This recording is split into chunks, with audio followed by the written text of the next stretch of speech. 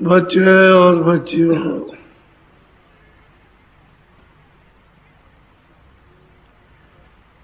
ये एक ऐसा स्थान है जहाँ आपने पहले कभी यहाँ आने की कल्पना नहीं की थी। ऐसे स्थान पर आप आए हो। ये कर्म प्रायश्चित जो आपने मन से, बुद्धि से, चित्त से, आंख से, कान से, वाणी से, हाथ से, पैर से, जो आपने कर्म अपने ऊपर लाद लिए, कूड़ा कचड़ा बदबूदार इकट्ठा कर लिया है, जो अपने काम न कभी आएगा और न कभी आया, उसका प्रायश्चित कैसे किया जाएगा, ये बहुत विचारणीय चीज है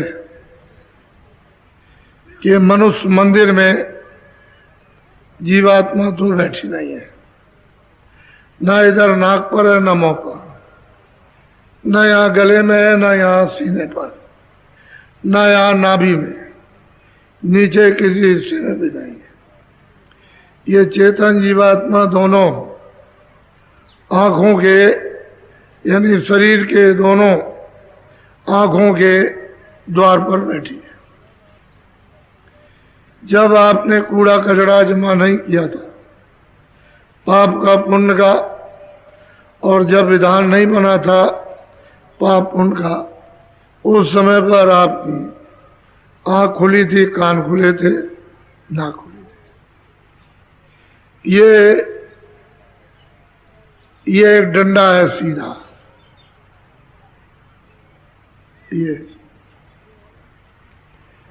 ये आकाश है। ये पंच भौतिक शरीर का आकाश यहां समाप्त हो जाता है, इसके आगे नहीं। और ये जीवात्मा इधर बैठी है, ये दरवाजे पर यहां बैठी हुई है। जब कूड़ा कचड़ा आपने इकट्ठा कर लिया तो उसका दबाव पड़ा, तो जितनी रोशनी थी वो शरीर के छिद्रों में चली गई। अगर रोशनी का सिमटाव हो जाए तो वही उसकी रोशनी काम करती है। गुदा चक्र पर, इंद्रिय द्वार पर, ये नाभि कमल में, ये हृदय, इधर ये कंठ चक्र है। तो आपको तो इसका बोध है नहीं है। ये कंठ चक्र है, 16 पगड़ियों का एक कमल है। इसको कहते हैं शारीरिक हृदय चक्र। इस पर मन का निवास है।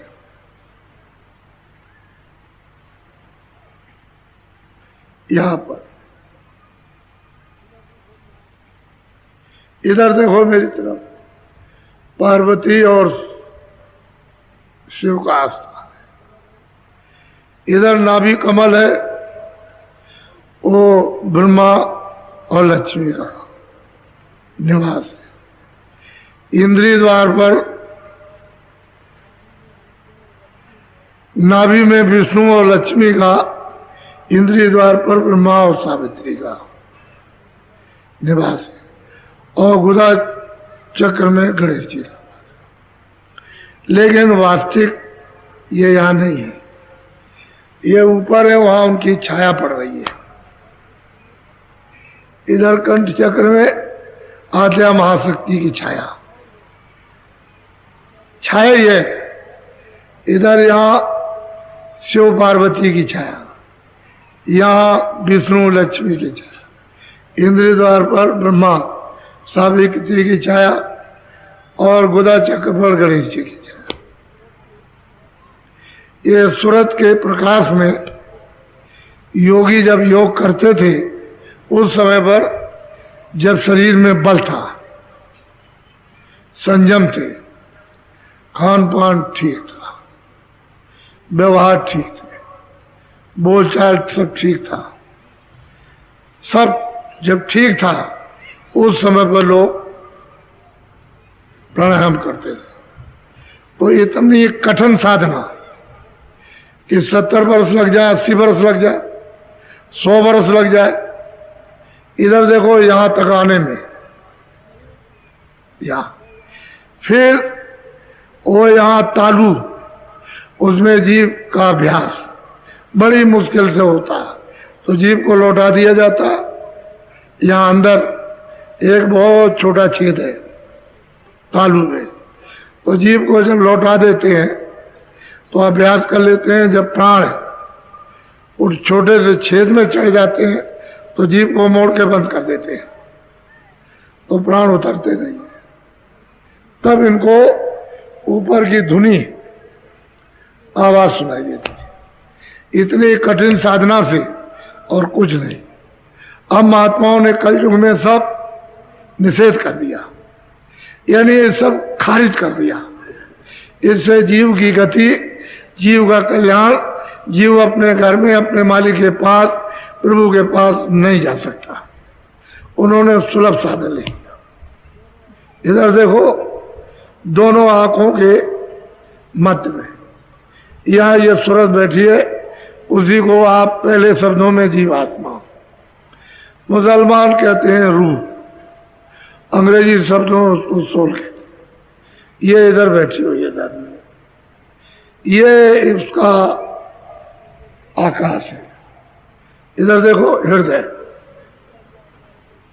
ये शरीर का ये आकाश नहीं, ये दो आंखों से जो देखते हो ये आकाश, ये नहीं है।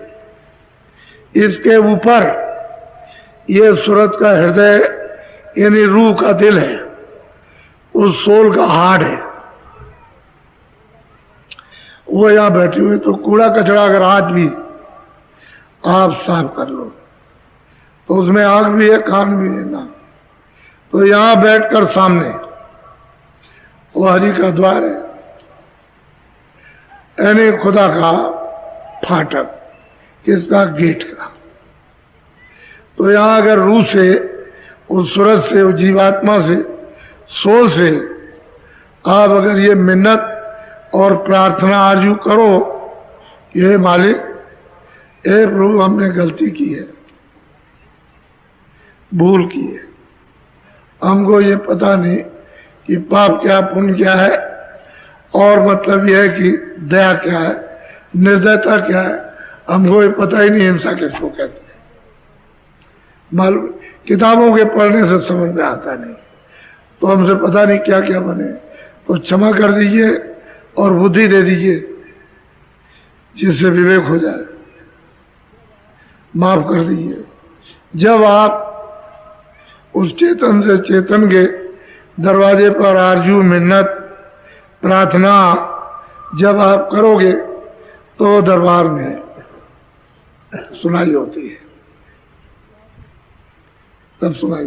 तो आपने तो कभी किया नहीं, आप तो इधर दौड़े तो मस्जिद में चले गए, उधर दौड़े मंदिर में, उधर चले गए कहीं तालाब में, उधर दरिया के किनारे, तो इधर उधर टक्कर मारते रहे। चेतन से चेतन के दरवाजे पर तो कोई प्रार्थना होती नहीं है। अरे वो तो ये है मनुष्य मंदिर, जिस्मानी मस्जिद, ये तो मतलब एक घाट की बाड़ी, वो तो ये है।